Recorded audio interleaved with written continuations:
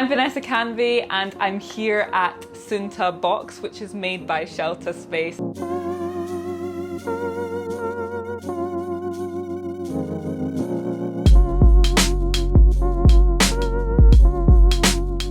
And I'm joined by the CEO and also the CFO, and also our special guest, Tayo Aina, is also here.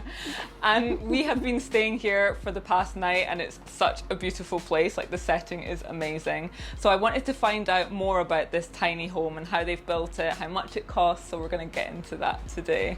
What's your background? Like, how were you able to come up with this design? Are you an architect or were you from like the architect and design world or something? Yeah, I studied architecture at the Ghanaian University. Worked in the industry for a little bit, and I still work in the industry. Architecture is a very interesting profession. It sort of opens your mind to, certain ways of doing things, problem solving. And so as soon as I discovered this piece of land and I started getting ideas about what you could do with it, but also just the idea of being able to come up with a new system of building, which is cost effective, which is easily transportable, which is also affordable, if you like. All those ideas came together in bringing this design to life. So were you both born and raised here in Ghana? Yes, we were both born and raised here. I come from the south, southern part of Ghana. And then, we've been friends since childhood. We've been quite So, we've known ourselves for over 20 years. All our lives, I'll say. Yeah, so I happen to be a civil engineer by profession. Oh, so civil engineer and architect. Right. That's perfect. Yes, I studied in Kwame Nkrumah University of Science and Technology, actually with him. And then after school, we've been working together. We've done a lot of projects together, and then we've been having a lot of discussions along the way. So it wasn't until late last year that we were like, this is the time to get going. We need to try and then put some life into the ideas. So we were able to pull it through with one other partner, Zuhur Ahmed. So that's how it all started. Why did you go for tiny homes? A tiny home because typically I've always thought people don't really need a lot of space when they are out doing holidays. Mm-hmm. What they want is comfort. So they are not really bothered about the size of the location, the size of where they're staying. Yeah. But so long as they're comfortable, that is what really matters to them. So we thought, why don't we just come up with something that is quite unique and bespoke, that would make people just have that relaxing experience, that special thing. So that's how come we brought up this tiny house. And especially with this kind of a view where, there's so much beauty in the outdoors. The more minimal the actual living, it's almost like a vessel to the outdoors. Yeah. So if you look at it as we stand here, it's like a huge painting. So you notice that we don't have any major art pieces because, I don't think you need any art to this one. I think one question from a lot of viewers currently is, how much does it cost to build like one of these units, something like this? Since I do finance, I'll handle that. So there are different units. We've got a brochure that has details the different units that we currently sell. So we have the studio unit. This one is the one-bed apartment. We call it the camper, shelter camper. Then we have the family unit, or the customer. It's a custom-made one that can even be a double-decker sort of. So the studio unit sells for 18,000 USD. Okay. This one? No, not this one. That's a studio. That's smaller than this. It has has an area of about 15 square meters. Okay. This one is a shelter camper. It's a one bed. This sells for 30,000 USD. Okay. Has a square meters of about 30, area of about 30 square meters. Yeah. Then we have the family one. That's the custom made one. That's a bigger one than this? Bigger one. Oh, yeah, that can either be a 2-bed or a 3-bed. Okay. Yeah, that goes for 57,000 USD. And it has a square meters of 60 square meters, has an area of 60 square meters, okay. Yeah. So these are the different types we are offering for now. What's included in that price? So is everything we see included? That's what I was asking. Every shelter comes fully furnished. Okay. So once you make your payment for your shelter, You come in just with your bags. So you don't have to worry about anything. But the shelter, the sale of the shelter doesn't include any land arrangements. So we sell the shelter. You'd have to provide your land. So in terms of like water and electricity, would somebody need to like do their own plumbing? So what we do is, if there's an existing connection, we can plug in, because we do all the plumbing and electricals for you. But if you want to situate your shelter in maybe a remote location, then you will have to look at those details separately. Yes. Okay. But if you have existing connections, as in terms of water and electricity, it's easy for us to just plug in. Oh, that's perfect. So yeah, you just walk in and then you just start experiencing your shelter. That's how it works. And how long does it take to build from start to finish? Typically, it takes 6 weeks, between 6 to 8 weeks. Wow, imagine. Maximum of 8 weeks. That is so cool. You could just decide today and then, Tayo, you could be living there in 8 weeks. Yeah, true. But my Nigerian people might not like me moving to Ghana. Then do you guys also do you build like in other, like it's not just only Ghana you guys build, right? Yes. I mean, we hope to build outside Ghana as well. Then also, who are the types of people that this is for? Like, in terms of, I know obviously people who want to, like, is it majorly targeted at people who want to just buy it for investment purposes? Or are you looking at people actually having this for places that they will actually live in? So I would say both, actually. It's suitable for, everyone from, someone who's just starting out in life. So, it's very common for, middle class, children to grow up in large compounds in some parts of the country, where their parents have a house, and in Ghana you don't move out of the house too quickly because it's not as easy as that. But then if there's a large compound where you want to have your independence while still living with your parents, you could do a small unit and then just make it a part of, you could also use it as a granny unit or what they call, in-law units, just as a guest house, as an extension of your existing property.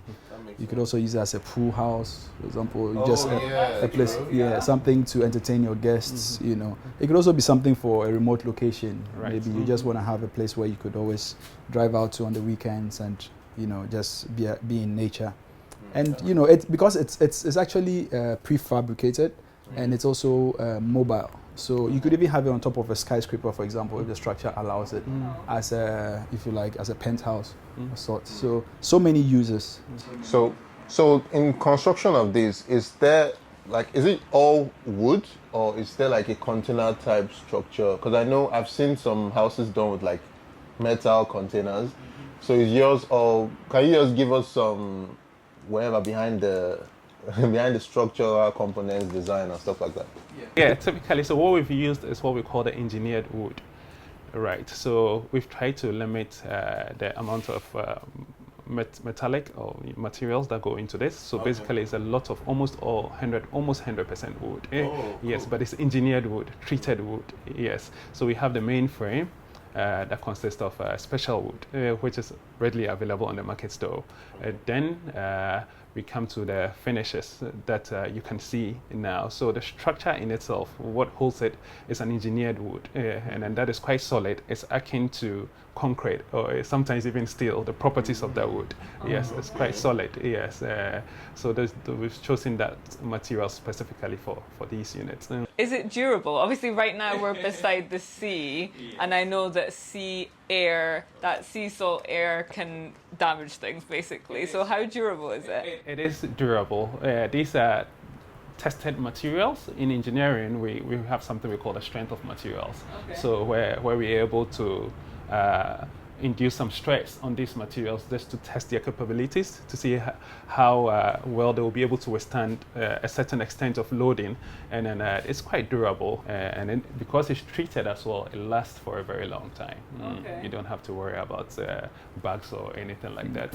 It's funny, we get a lot of people being skeptical about wood But I always refer them back to the colonial structures in most of our coastal cities. And if you go to Jamestown, if you go to Osu, Salt Pond, all those structures were built out of wood. Even in Lagos. Some are over 100 years. And they are still there. 100 years They're still there. So, and these are mostly coastal, towns and cities. Absolutely. So it should tell you how durable wood can be. And in this particular case, this is even engineered wood. Yes. It's not just the natural wood that's cut out. It's wood has been engineered specifically for construction. I'm talking about building. We've talked about building, the building part. So how did you guys come about, like the whole management behind the whole tourism part of this, where you actually open this place up to people like us to come and chill and enjoy? Can you give us more on that? They had conversations around hospitality and doing something by the beach. There was a bit of inspiration from what's going on, some of the developments that are on this beach already. And then I'd also had a discussion with him about, doing prefabricated structures. And it started with containers, the idea of containers, like you mentioned. But I had done a lot of research about containers over the years, and I wasn't too comfortable with some of the problems that come with containers. And I was like, why don't we come up with something different? So it was all these conversations that came together, and we decided, let's do this. So I had come up with the idea of using, the structures that we had. I had consulted him on it because he's an engineer. He told me it's very possible. So we had that conversation. So at the end of the day, how 2020 was. It was a moment to pause and think and reflect and all of that. So I think it was just meant to happen, because one day he spoke to me about, Charlie, why don't we get a piece of land by the beach to do something? And I'm like, dude, I have a piece of land by the beach. I was like, wow, okay. But then he was having a conversation about hospitality. So we're like, you know what? Let's just do this. Let's put some money to it and then try it out and see. So what we have here, the first one was actually a prototype to test out the idea to make sure that this is actually viable. Absolutely. But then the question was, once we build the prototype and it's viable, why don't we list it on Airbnb and run it as a hospitality business? So it was like killing two birds with one stone, and two companies were formed out of that. We are where we are. And we are very close to the sea right now. When I've been doing my research and stuff like that, and especially in this area, I've thought about how close you should be to the sea. So I guess as a civil engineer, what is going on with the sea here? Is it moving in? Is it safe to have a building here going forward? Right, yeah, so that's a good question. So we have what we call a retaining wall, and then the purpose of that is to act as a sea defense, in terms of having high tides and having the waves coming very close. What you don't want is erosion of your material underneath your structure, which is typically sand that has consolidated over a long period of time. No matter how solid that is, you cannot fight the sea. So you need some form of retention. That's why we put in a retaining wall. The retaining wall is reinforced and it's quite solid. And then that acts as a barrier between the sea and then the property. So what happens is that prevents erosion of the material underneath the structure, and then that will give you a peace of mind. So long as you have a solid retaining wall, you do not have to worry about the But then also you have to consider the location. For every project, as we say in architecture, you always have to do a site analysis to understand what forces are acting on your site. So in this particular place, we are quite close to the sea. In other areas, you cannot be this close. That's because we've studied, the tides as the months come and go, and we've noticed that it's up to a certain limit that the tides can get to, and then also, thankfully, this particular location also has, a rock formation in front, so that acts as a natural sea defense. So that's why we are comfortable to come this close. In certain areas, we wouldn't be. Our site was also a little bit elevated above, the sea level. So we are close enough, but not. We have our natural sea defense, and then we have made provision for whichever site that we have to place one of these. We have to make sure that where we are going to position it will work. Okay. Yeah. Perfect. So I have a question on security. So where I'm from, in Nigeria, many houses that have been built, they don't use a lot of glass, because they use a lot of block work just for security reasons, because obviously glass is people can get access to the house. So when I came here, I was wondering that how how do you deal with security in terms of like having glass in front and on the back, and how do you handle security with structures like this generally? Because some people who want to buy some of this, they might want to put it in areas that, I don't know how secure this area is, but they might want to put it in some areas that maybe might not be as secure as this area. So how does that work? Well, security is, the approach to security, very often people sort of mix it up, I believe. I mean, when I was doing my undergrad in architecture, my research was in, designing out crime and designing out, designing out indiscipline. And what I found in the research is that, the approach to security should not always be just about physical prevention of, people getting into a space, but also more like a culture around the space. So in our particular case, we found an area that already we did some research about it. The crime rate on this stretch of beach is seriously low. People are also very security conscious. Mm-hmm. They are very protective of their beach because they have a reputation to protect. Somehow culturally, they have that sense of protecting their name and their reputation. So even petty crimes are severely punished, sometimes in ways that we don't want to talk about here, which is unfortunate because it shouldn't be. So there's a reputation on this beach specifically about security. And that being said, every specific unit that we do would be tailored to the specific site. Okay. And so in this case, we didn't mind doing the glass because the most important thing is the view and the ocean. You don't want to compromise that for anything else. Yeah. But there are other ways which come with extra costs. Okay. So for example, this could be bulletproof glass, which is available. Oh my gosh. It could be bulletproof glass. Yeah, it could be. Only it comes at an extra cost. Yes. You could also do some kind of innovation with burglar proofing. We've actually designed something like that.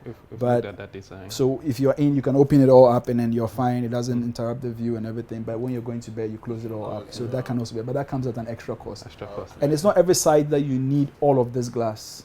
So you could have, on some particular site, you could just have one pane of glass and then the rest of it being wood as well. So it's customizable. Yes, this is specific to this site. Absolutely. That being said, we've also employed 24-hour security personnel on this premises for the hospitality business. So we have people patrolling every time, but in a way as to not to intrude on the privacy of our guests as well. But they are always behind the scenes. They're patrolling every time just to ensure that we don't have any form of incident so that our guests feel secured and then they are safe at every point in time. So we've done that as well. Mm-hmm. And for the land here, what was the process that you went through to acquire the land? And also the cost too, because I'm not from here. I'm from Nigeria, and like a lot of people actually in Nigeria now are looking for more places to invest outside Nigeria. So just like in addition to our question, what was the process like, and also how much in terms of costs? Just give us an idea. It doesn't have to be like the exact figure, but. Okay, so since we are talking numbers. You notice anytime you talk numbers, I turn this way. So typically I think there is a general pricing along the first row of lands on this beach. It averages, if you're leasing it, we haven't bought it outright, we've leased it because we are running a business. So depending on the total number of years you want to lease the land for, it averages an amount of 1,200 USD per annum. 1,200 USD per annum, yes. For a whole year? For a whole year. It is amazing. It's not too expensive.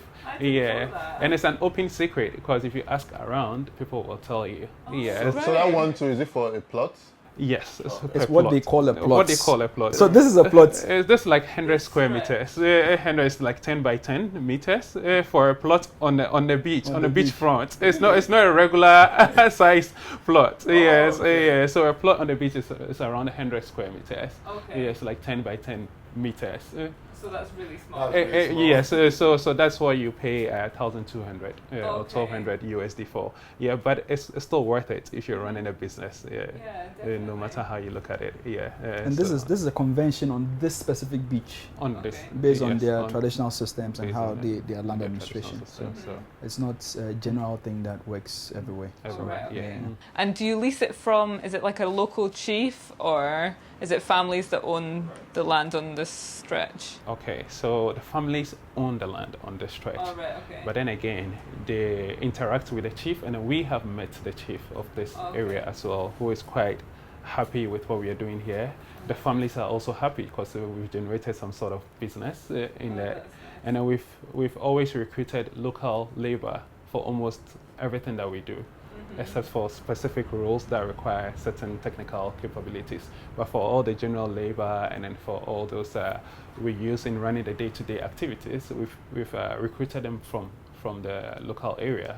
So their families are happy, the chief is happy with what we're doing. So we've engaged both of them and involved them in the process. Okay. So we are in sync with their families and we're in sync with the chief as well. I think that's really important. We are also happy with what you guys are doing. Yeah. And in addition to that, like and which is one of the reasons why when she told me about this place, I was like, oh, this is a really unique idea. I need to come down here because I feel most of the beachfronts, especially in like West Africa, is not being utilized well. We just have beachfronts that are just wasting away. When in other countries they would have multiple like resorts and it'd be like a whole ecosystem.